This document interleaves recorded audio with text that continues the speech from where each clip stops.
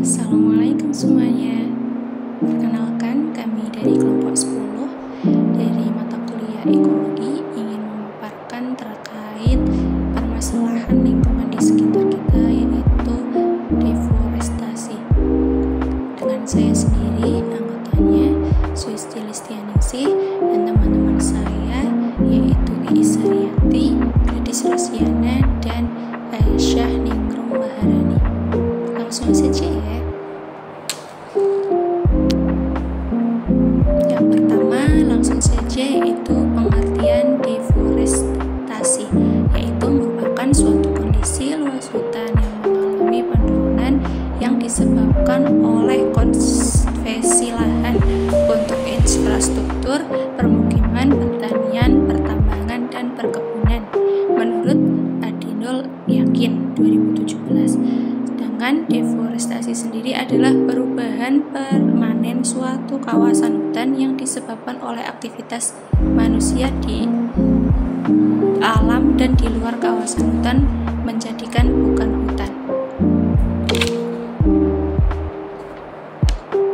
Perubahan lahan hutan yang menjadi lahan non-hutan menyebabkan pemanasan global karena akibat dari kebakaran hutan yang sering terjadi.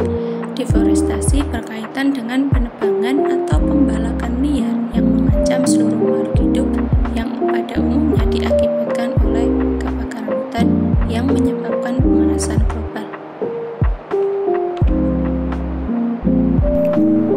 Permasalahan.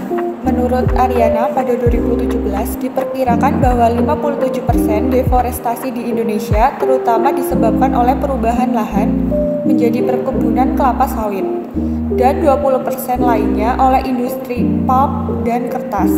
Berdasarkan hal ini dapat disimpulkan bahwa konversi lahan memegang peran besar dalam deforestasi. Dari grafik yang ditampilkan menunjukkan angka deforestasi di Indonesia yang mengalami fluktuasi. Pada tahun 2015 hingga 2016, tingkat deforestasi mencapai 629,2 ribu hektar, yang merupakan angka tinggi dibandingkan dengan tahun-tahun berikutnya. Pada tahun 2016 hingga 2017, angka deforestasi turun menjadi 480 ribu hektar dan terus menurun pada tahun 2017 hingga 2018. Namun, tren penurunan ini tidak bertahan lama, dan pada tahun 2018 hingga 2019, angka deforestasi meningkat lagi menjadi 262,5 ribu hektar.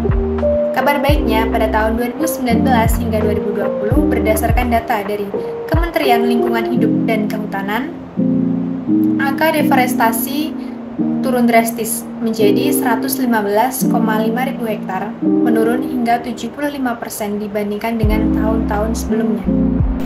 Dampak deforestasi. Deforestasi memberikan dampak yang cukup signifikan terhadap beberapa sektor yang ada di lingkungan lahan terkena.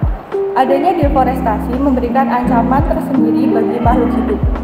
Selain pada makhluk hidup, deforestasi memberikan dampak kepada kehidupan sosial ekonomi masyarakat yang masih bergantung dengan alam. Dampak yang selanjutnya akibat adanya deforestasi alam adalah timbulnya pemanasan global yang memancing perubahan iklim secara ekstrim. Perubahan iklim yang terjadi memberikan dampak baik pada siklus hujan atau siklus musim kemarau yang tidak menentu. Dari data Directorate of Technical Education 2017, didapatkan bahwa Indonesia menjadi salah satu penyumbang gas emisi CO2 ketiga terbesar. Hal ini menjadi salah satu dampak akibat deforestasi yang berujung pada pengaruh naiknya suhu air laut, banjir yang terjadi di semenanjung daerah perairan, dan kemungkinan yang cukup besar adalah ancaman terhadap kebutuhan pangan masyarakat maupun makhluk hidup lainnya. Selanjutnya ada solusi dari deforestasi. Yang pertama, melakukan penebangan dengan sistem tebang pilih. Tebang pilih merupakan salah satu sistem silvikultur yang dikembangkan untuk mengelola hutan hujan tropis di Indonesia. Sistem ini berguna agar masyarakat tidak sembarangan dalam melakukan penebangan. Dengan menerapkan sistem tersebut dapat dikatakan sebagai bentuk upaya melestarikan hutan, karena tujuannya mengurangi penebangan secara liar dalam jumlah yang besar.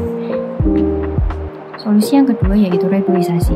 Reboisasi dapat disebut juga penghijauan. Penghijauan merupakan penanaman kembali hutan yang telah gundul karena ulah manusia agar dapat kembali berfungsi dengan baik. Dengan melakukan penanaman kembali, maka kelestarian hutan akan terjaga. Solusi yang ketiga, melakukan penebangan secara konservatif. Penebangan secara konservatif merupakan penebangan dengan cara menebang pohon yang sudah tidak produktif lagi. Dengan melakukan penebangan, harus jeli terhadap usia pohon yang akan ditebang. Pohon-pohon yang usianya sudah rampunglah yang sudah seharusnya menjadi sasaran, bukan sebaliknya.